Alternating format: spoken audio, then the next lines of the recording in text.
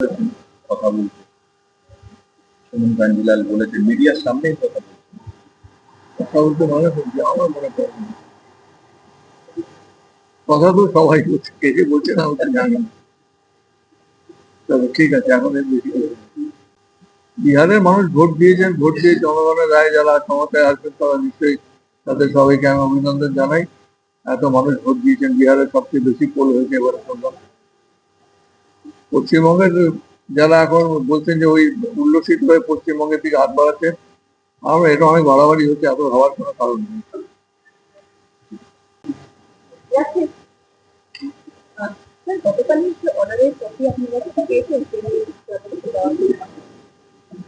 আমরা অর্ডারটা দেখেছি, আমরা এক্সামিন করছি, পরামর্শ হবে আইনজীবীদের সঙ্গে, তারপর আমি সিদ্ধান্ত।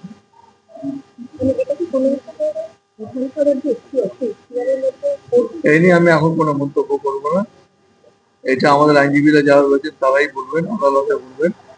এই নিয়ে আমি এখন কোনো কমেন্ট করবো না। অর্ডারটা আমরা পেয়েছি, এইটুকু আমরা বলতে পারি। এটা আমরা বিশ্লেষণ করে দেখবো কি করা যায়।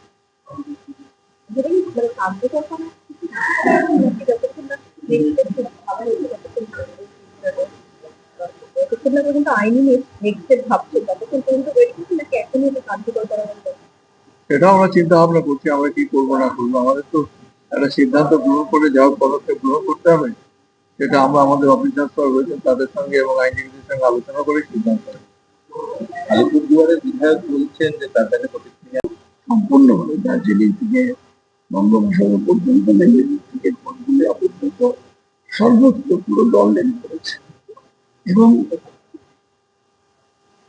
প্রতিযোগিতায় আমরা যেভাবে নেমেছি, আমি কিন্তু খুব একটা বিজেপিকেও খুঁজে পাচ্ছি না, সিপিএমকেও খুঁজে পাচ্ছি না। আমরাই করছি, মানুষ আমাদের ক্যাম্পগুলোতেই আসছে।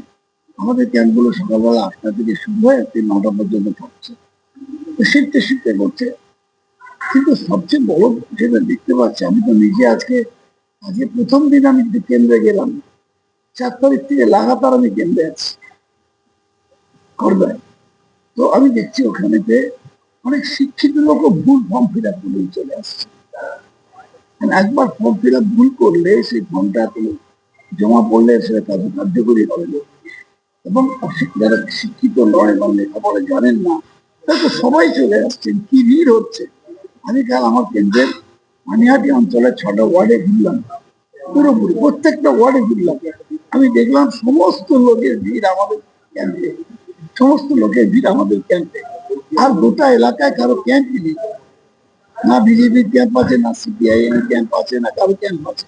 ক্যাম্প আমাদের আমাদের ক্যাম্পেই আসছে, আমাদের ছেলে ভর্তি করে দিচ্ছে, আমাদের কিছু কিছু মেয়েও আদি করে দিচ্ছেন, তারাও করছে।